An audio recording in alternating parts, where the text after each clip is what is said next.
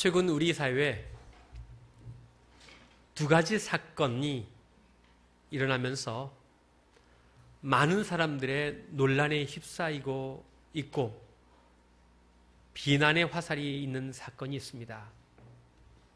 먼저 첫 번째 사건은 대기업의 상무급 임원이 LA로 향하던 비행기에서 기내식이 마음에 안 든다고 라면을 끓여오라고 했는데 여승무원이 라면을 끓여오자 그것도 마음에 안 든다고 여러 가지 불만을 제기하고 나중에는 소란을 피우고 급기야는 여승무원을 때리는 사건이 발생을 하였습니다.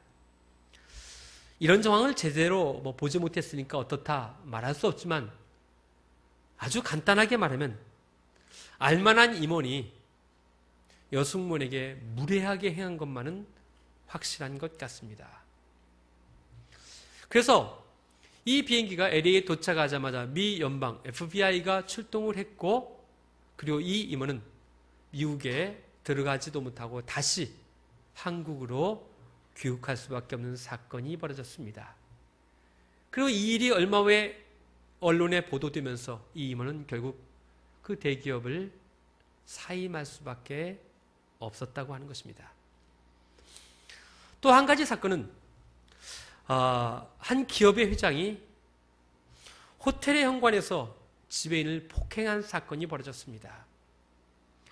회장이 자신의 차를 주차하지 않아야 할 공간에 주차하고 있는데 지배인이 와서 차를 빼라고 해서 그 와중에 다툼이 좀 있었고 욕설을 퍼붓고 나와서 장지갑으로 그 지배인의 얼굴을 때리는 사건이 기사화가 되어 많은 논란이 벌어졌습니다. 여러분, 이러한 사건은요, 옛날에 비일비재했습니다. 청소하는 사람, 주차 봉사하는 사람, 식당에서 일하는 사람들에게 함부로 대하는 것은 다반사였고요. 더구나 직장에서 부하 직원들을 종처럼 다루던 시절이 있었습니다. 그런데 시대가 바뀌었습니다. 바뀌어도 너무 많이 바뀌었습니다. 그런데 바뀐 세상을 아직 살지 못하는 과거의 사람들이 많이 있다라고 하는 거예요. 이게 문제예요.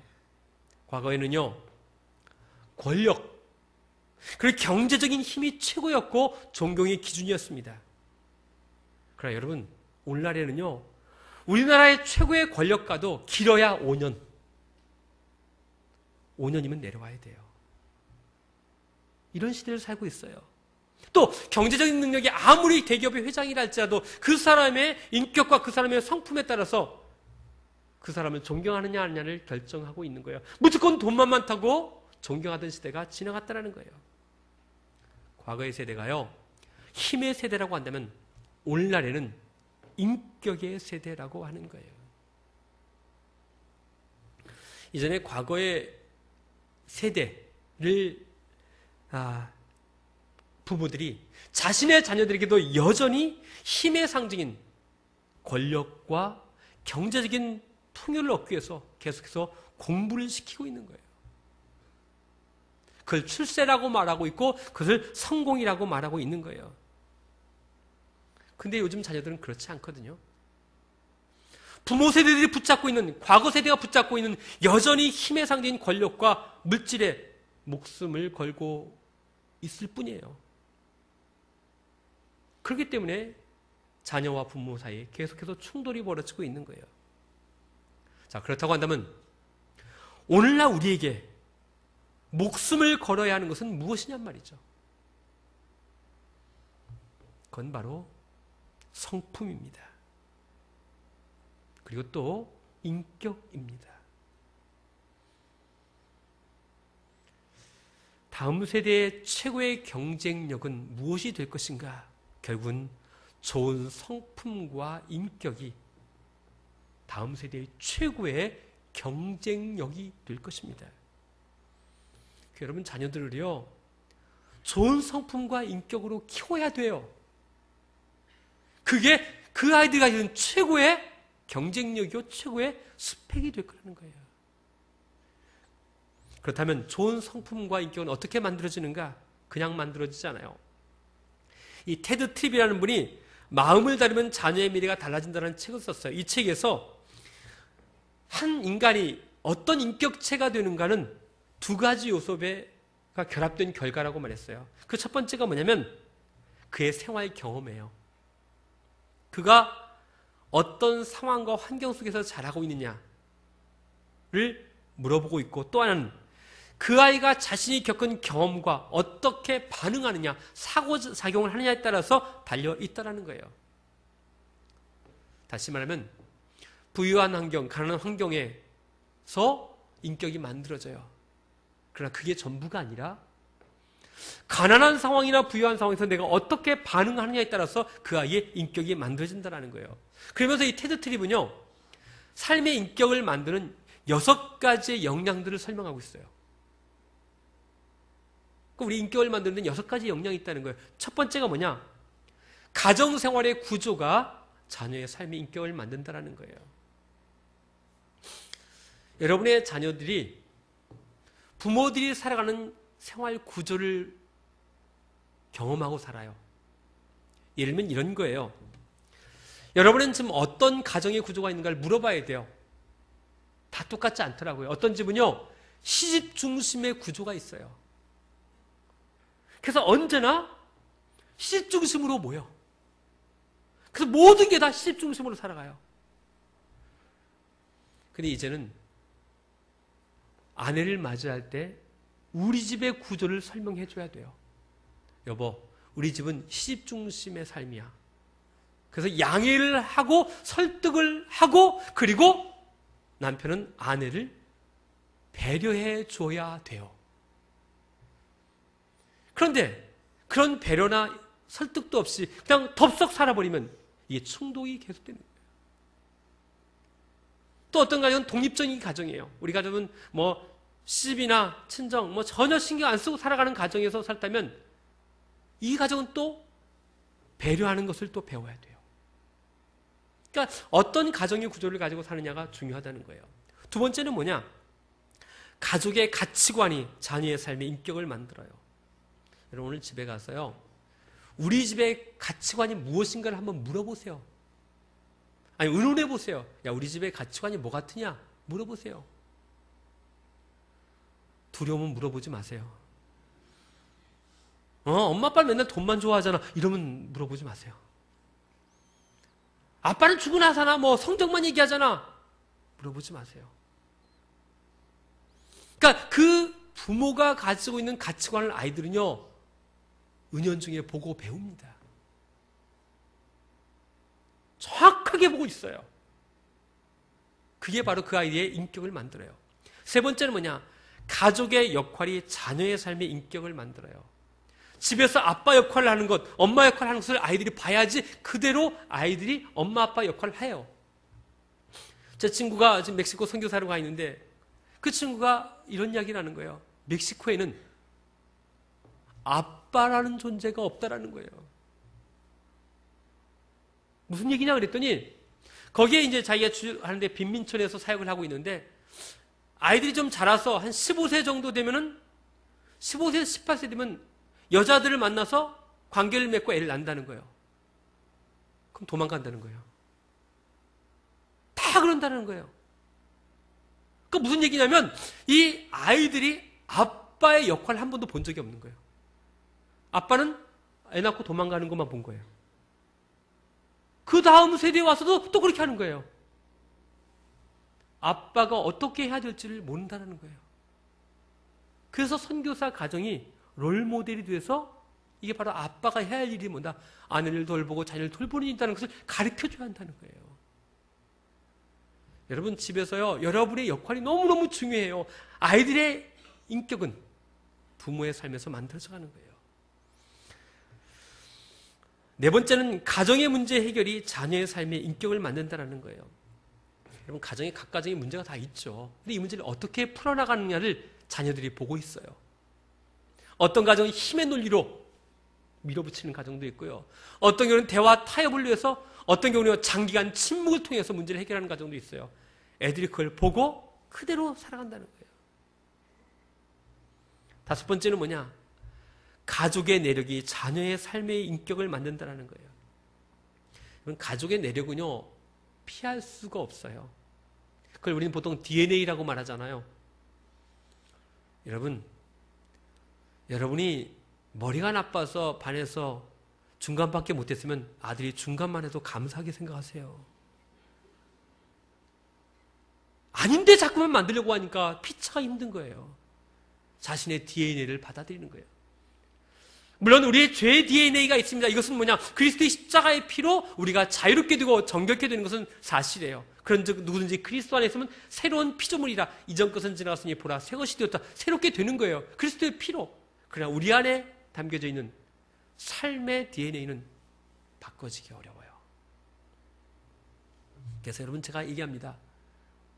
여러분이 잘 살아야 돼요. 그래야 자녀들이 잘 삽니다. 마지막 여섯째는 뭐냐? 실패한 가족들의 반응이 자녀의 삶의 인격을 만든다는 거예요. 아이들이 자라면서 실수할 수 있어요.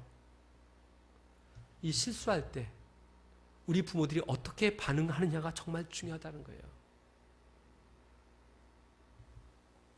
제임스 dobson이라는 사람이 쓴 책, 귀한 자식일수록 회초리를 들라는 책이 있어요.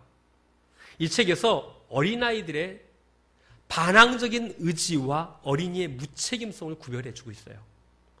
이 말은 무슨 얘기냐면, 먼저 반항적인 의지라는 것은 아이가 반항하는데 자신의 행동이 잘못되었다는 사실을 분명하게 인식하면서 반항하는 행위를 말해요. 무슨 이야기냐면, 자신의 행동을 잘못하신 것이라고 알면서도 나쁜 짓을 하는 놈들을 말하는 거예요. 자, 밥을 먹습니다. 밥을 먹는데 애들이 콩을 싫어할 수 있잖아요. 그건 선호의 문제예요. 콩을 안 먹어. 괜찮아요. 근데 이 아이가 콩 먹으라고 하니까 상을 뒤엎어버렸어요. 어린애가. 이건 그 아이가 상을 뒤엎는다는 게 나쁜다는 것을 알아요. 이때 부모는 상을 뒤엎은 것에 대한 철저한 응징이 있어야 한다는 거예요. 그 대가를 치러야 한다는 거예요. 왜냐하면 자신이 잘못한 행위인 것을 알면서도 대가가 안 오면 이거 괜찮은 거네? 라고 인식한다는 거예요. 그래서 또 다음에 그 다음에 또 그 행위를 반복해서 한다는 거예요. 그러나 내 생각이 잘못되는 것을 알고 응징이 오면 이건 잘못된 거구나라는 것을 확신하게 되기 때문에 그 다음부터 그 행위를 안 한다는 거예요. 사랑하는 여러분들, 이걸 잘 구별할 줄 알아야 돼요. 그런데 어린이의 무책임성은 뭐냐면, 이 부지불식간에 실수하는 거 있잖아요. 뜻하지 않은 결과를 발생시키는 현상이 있어요. 아예 미성숙하면서 일어난다는 거예요. 이런 것들은 다 용서하라는 거예요. 예를 들면 이런 거예요. 엄마가 아침 식사를 준비한다고 막 만지고 음식을 준비하고 있는데 아이가 이 접시를 들고 와서 엄마가 도와줄게 하다 깨트렸어요. 절대로 야단치지 말라는 거예요. 또 아이가 학교에서 축구하다가 유리창을 깼어요. 절대로 야단치지 말라는 거예요. 거기에 반항적인 의지나 고의성이 있는 게 아니라는 거예요. 근데 만약에 그때에 유리창을 깬 것, 또 접시를 깨뜨린 걸 야단치면 아이들은 그다음부터는 안 한다는 거예요. 모험적인 것도 안 하고 도전적인 것도 안 한다는 거예요. 그래서 그것들은 관대하게 받아주라는 거예요. 근데 만약에 애들이 실수한 걸 가지고 야단치면 애들이 점점 소심해진다는 거예요. 그래서 이 두 가지를 잘 구별할 줄 아는 것, 이게 중요하다는 거예요. 자녀를 사랑하는 게 옛날 같지 않아요. 예전에 뭐 낳기만 하면 그냥 다 잘 자랐죠. 근데 지금은 그런 시대가 아니라는 거예요. 그래서 부모가 자녀를 사랑한다고 말하는데 보면 대체적으로요, 그 사랑은 부모 중심의 사랑이에요. 내 방식으로 사랑하는 거예요, 다. 여러분, 우리가 자녀를 위해서 헌신한다고 합니다. 정말 우리나라처럼 그렇게 자녀에 대해서 헌신하고 올인하는 부모들은 거의 없는 것 같아요. 그래서 아이들을 위해서 뭐 먹을 것과 입을 것과 모든 걸 다 자신의 삶을 다 팽개치고 아이를 위해서 뒷바라지합니다.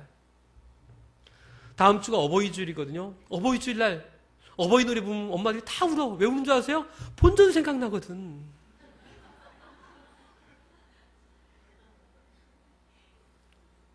앞으로 10년, 20년 후에는 우리 어버이날 울지 맙시다. 우리 자녀를 사랑하는데 자녀를 사랑하는 방법이 뭐냐면 무조건 잘해주는 것. 예전에는 우리 부모님들이 엄격하게 대하는 것을 이걸 자녀 사랑이라고 말했어요. 근데 정말 그게 사랑일까?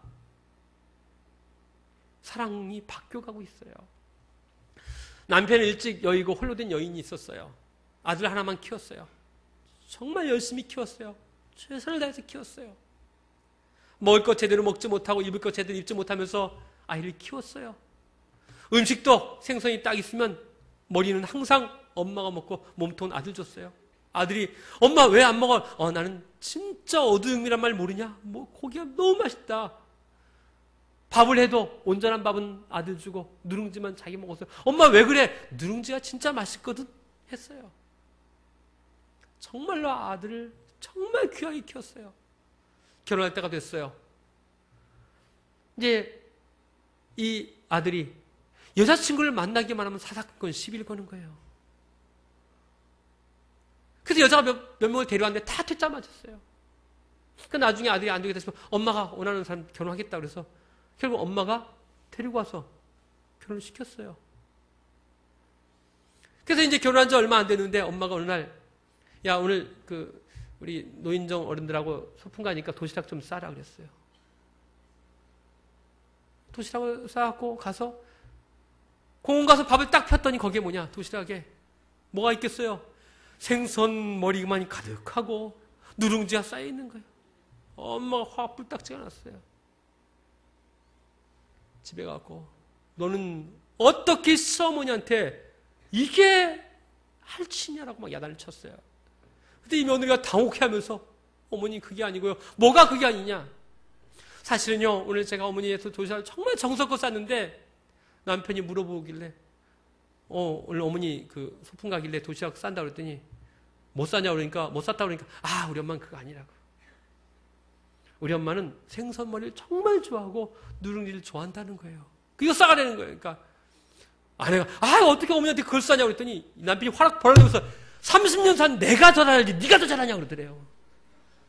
알긴 뭘 알아 개뿔. 뭘 알아요 알기는. 여러분 잘못 가르친 거예요. 잘못 가르친 거예요. 부모가 자녀를 제대로 사랑하는 것을 배워야 돼요. 우리는 맹자의 어머니를 가장 지혜로운 어머니로 생각합니다. 그래서 우리 맹모 삼천 지교를 말합니다. 그 내용은 이런 거잖아요. 맹자 어머니가 아들을 위해서 3번이나 이사를 갔다라는 내용이 있잖아요. 한 번은 우리 공동묘지로 근처 이사를 갔습니다. 그랬더니 거기서 맹자가 배우는 게 뭐냐? 관을 덮는 것, 아이고 곡하는 것, 분봉을 만드는 것 이걸 배우는 거예요. 그래서 이 맹자의 어머니가 생각해 여긴 자식을 기를 곳이 못 되는구나. 그리고 이사를 갔어요. 이사한 게 어디냐? 시장통으로 간 거예요. 시장통에 갔더니 장사하는 내려면서 5,000원, 100원 뭐 이렇게 하는 거예요. 거기서 또 뭐 싸움 분들, 투정꾼들을 보면서 닮아가는 거예요. 여기도 자식을 기를 곳이 못 되는구나. 그래서 서당 옆으로 갔어요. 서당 옆에 가서 공부하는 걸 보고 이제 드디어 맹자가 공부하는 거예요. 제돌이 이사 왔구나. 라고 했다는 것이 맹모 삼천 지교예요. 그런데 맹자의 엄마가 그렇게 머리가 나빠요? 맹자의 엄마가 설사 이렇게 생각합시다. 맹자의 엄마가 돈이 없어서 저 공동묘지 옆으로 이사를 갔다고 합시다. 갔어요. 한 번의 실수는 할 수 있어요. 이 아들이 거기서 곡하는 거 배우고 안 좋은 걸 배우는구나 알았다면 어디로 이사를 가야 돼요? 당연히 서당 옆으로 이사를 가야죠. 개념 없는 엄마가 아니잖아요. 그런데 왜 시장통으로 이사를 갔어요? 사랑하는 여러분들, 맹자의 어머니가 이사간 세 곳은 중요한 의미를 가지고 있습니다. 왜 맹자의 어머니가 처음에 공동묘지에서 살았겠는가를 물어봐야 돼요. 왜 그랬을까요? 맹자에게 인생의 마지막이 이렇게 있다는 것을 알려주기 위한 거예요. 인생은 이렇게 흙으로 돌아가는 것이다 라고 보여주기 위한 거예요. 이 인생의 끝이 있다는 것을 어머니는 맹자에게 가르쳤던 거예요. 그 다음에 또 시장통으로 왜 이사를 갔느냐? 인생이 무엇인가를 알려주기 위해서 시장으로 이사를 간 거예요. 시장에서 물건을 파는 그 사람들의 간절함들, 거기에 이뤄진 인생의 싸움박질과 갈등과 아픔이 그 안에 고스란히 있는 시장, 인생의 삶의 현장을 맹자의 어머니는 보여주고 싶었던 거예요. 그리고 마지막에 서당으로 가서 네가 왜 공부해야 되는가를 분명히 깨닫게 하면서 보여줬던 거예요. 많은 부모님들이요, 자녀 교육을 열심히 하면서 맹자의 어머님처럼 죽음이 있다는 것을 알려주지 않아요. 인생의 끝이 있다는 것을 알려주지 않아요. 잘 먹고 잘 사는 게 전부라고만 생각해요. 아니에요. 끝이 있다는 것을 알려줘야 돼요. 대통령이 시작되면서 마지막 5년 후에는 끝이 있다는 것을 알려줘야 돼요. 모든 인생인 마지막이 있다는 것을 알려주는 것, 이게 최고의 지혜예요. 두 번째는 뭐냐?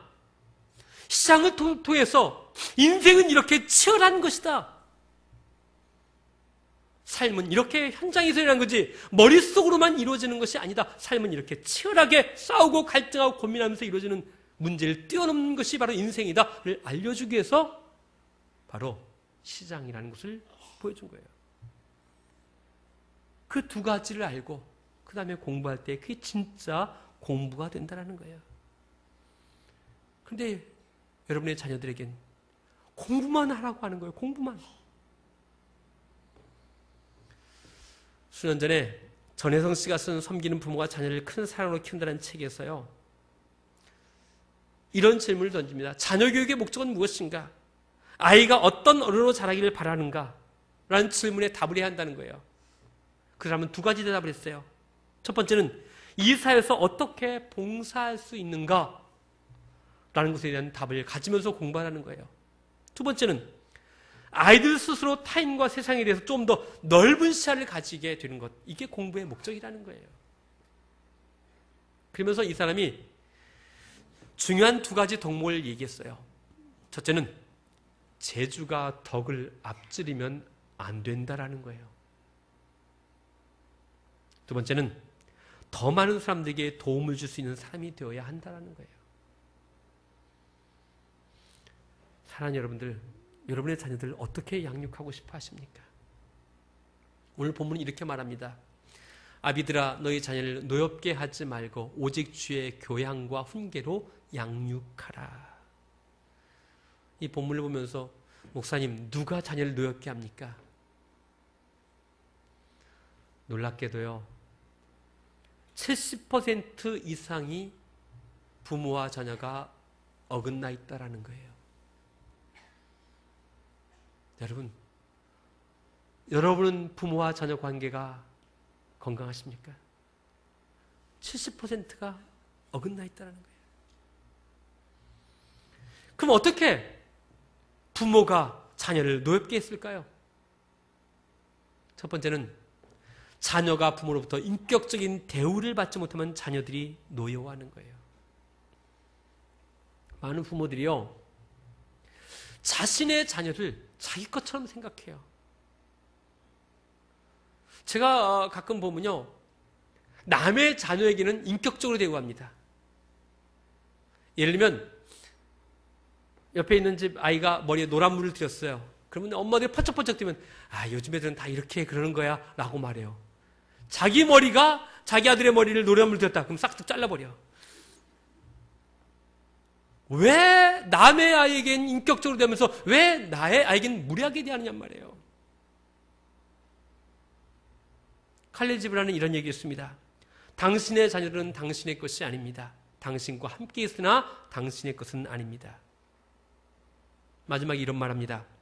당신이 그들처럼 되는 것은 좋으나 그들을 당신처럼 만들고자 하지는 마십시오.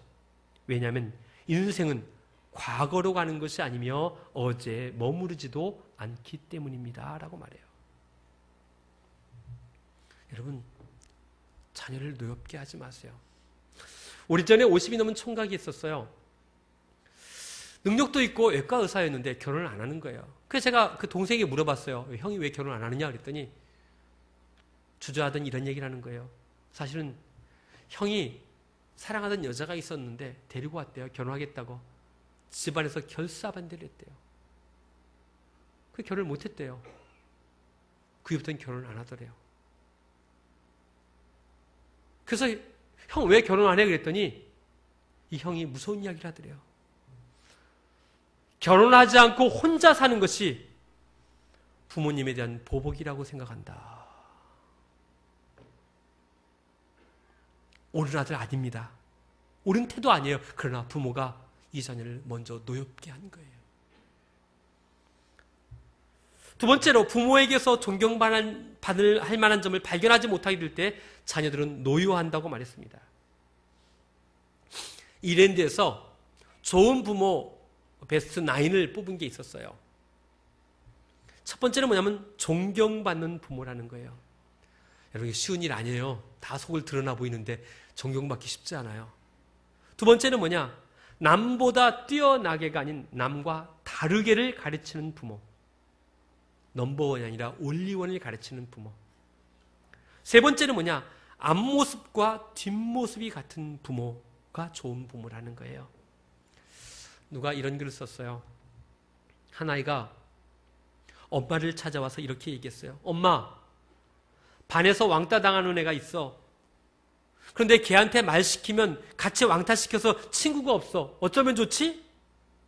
그래서 엄마가 이렇게 말했어요. 야, 걔하고 놀지 마. 어쩌다 그러다 보면 너까지 물들어. 라고 말했어요. 근데 그 다음날 그 말을 한 아이가 자살을 했습니다. 왕따 당하는 애가 바로 그 자신이었던 것입니다. 부메랑으로 돌아온 것입니다. 네 번째, 하나님의 살아계심을 가르치는 부모입니다. 여러분, 교회 다니는데요, 하나님이 보여지지 않는 부모, 자녀들은 분노하고 실망합니다. 신앙을 말하면서도 성적에 돈에 모여 있으면 자녀들이 분노하게 되어 있어요. 다섯 번째, 재능을 키워주는 부모입니다. 부모의 관점이 아니라 아이들이 맞는 재능.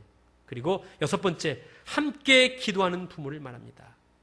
여러분, 자녀를 안고 기도해 본 적 있습니까? 기도해 보세요. 그리고 일곱 번째, 주는 것을 보여주는 부모. 자녀들이요, 부모가 탐욕적이라고 느끼면 분노합니다. 베풀고 나누고 섬길 줄 아는 것을 보여주는 부모의 모습이 좋은 부모라는 거예요. 여덟 번째, 사랑하되 사랑 안에 가두지 않는 부모. 자녀를 사랑하지만 내 방식의 사랑이 아니라 넓게 기다려주는 사랑을 하고 있는 부모가 좋은 부모라는 거예요. 마지막 아홉 번째, 눈높이를 같이 하는 부모라고 말했습니다. 그러니까 변화의 흐름 속에서 나를 고집하는 것이 아니라 아이들과 함께 눈높이를 맞춰가려고 몸부림을 치는 부모가 좋은 부모라는 거예요. 사랑하는 여러분들, 자녀들을 두려워하셔야 돼요. 자녀들은요, 부모가 많이 가졌거나 많이 배웠거나 높은 자리에 앉아 있다고 존경하지 않아요. 자녀는 열심으로 정직하게 성실하게 사는 그 모습을 존경하고 있다는 거예요. 자, 세 번째로, 부모에게 꿈이 없을 때에 자녀들은 노여워한다는 거예요. 우리 부모들은 이렇게 생각해요. 야, 자녀들이 혹시 내 직업 때문에 애들이 부끄러워하지 않을까? 여러분, 놀라운 이야기 하나 해드릴까요?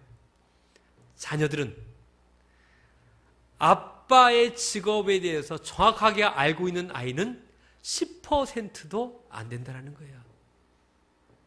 물어보세요. 아빠가 뭐 하는 사람 가니 애들은 관심이 없어요. 그런데 알고 있어요. 뭘 알고 있느냐? 아빠가 열심히 산다는 것, 정직하게 살려고 한다는 것, 성실하게 살려고 한다는 것, 그건 아는 거예요. 그게 중요한 거예요. 아빠의 직업이 고위직이냐 하위직이냐 전혀 문제가 되지 않아요. 아이들에게 보여줄 것은 아버지의 성실한 모습, 그거예요. 그래서 부모가요, 꿈이 있어야 돼요. 일본의 교육학자 시치다 마코토는요, 부모가 자녀들에게 꼭 선물해야 할 7가지를 이야기합니다. 첫 번째가 뭐냐? 존경심. 두 번째가 인내심. 세 번째가 사랑. 네 번째가 열정. 다섯 번째가 개성. 여섯 번째가 배움. 일곱 번째가 뭐냐? 바로 꿈이라고 하는 거예요. 우리 2020 라이프 플랜을 하거든요. 근데 우리 많은 분들이 나이 들어서 뭔가 배우려고 하고 뭔가 공부하려고 해요. 여러분을 위한 것 같죠? 물론 여러분을 위한 거예요. 그렇지만 자녀들이 그걸 보고 애들이 너무너무 좋아하고 있다는 사실이에요. 엄마 아빠가 나이 들어서 뭐 공부하려고 그러고 뭔가 배우고 있는 모습을 보면서 아이들이 도전받는다라는 거예요. 자랑스럽게 생각한단 말이에요. 우리 엄마 아빠는 꿈이 있어. 자녀들에게 꿈을 말하지 마세요. 내가 꿈이 있으면 자녀들은 자연스럽게 꿈을 가지게 되는 거예요. 사랑하는 여러분들, 자녀를 사랑하는 게요, 이제는 자녀를 무언가 주는 시대가 아니라 진짜 자녀 사랑하는 것은 뭐냐? 여러분이 이 땅에서 멋지게 살면 그게 자녀를 사랑하는 것임을 믿으시기 바랍니다. 기도하겠습니다. 사랑의 아버지 하나님, 진심으로 감사를 드립니다. 우리 가정에 귀한 선물을 주셨습니다. 그러나 어떤 가정에는 아이를 사모하지만 아이가 아직 없는 가정도 있습니다. 아들에게 하나님 속히 귀한 선물을 보내어 주시옵소서. 자녀를 선물로 받았지만 내 방식대로 사랑해왔던 지난 시간을 회개합니다. 진정으로 하나님이 기뻐하는 방식으로 사랑하게 하여 주셔서 후회하지 않는 사랑의 관계가 되게 하여 주시옵소서. 우리의 주인 되시며 우리의 기쁨 되신 예수 그리스도의 이름으로 축복하며 기도하옵나이다. 아멘. 이제는 우리를 구원하여 주시는 우리 주 예수 그리스도의 크신 은혜와 우리를 너무도 사랑하시는 아버지 하나님의 끊임없는 사랑과 지금도 우리와 함께 하시는 성령의 역사하심이 이제 자녀를 진정으로 사랑하기를 소망하며 이 성전을 나가는 우리 부모님들 위해 그리고 우리의 자녀들 위해 이제부터 영원까지 함께 하시옵기를 간절히 축원하옵나이다. 아멘.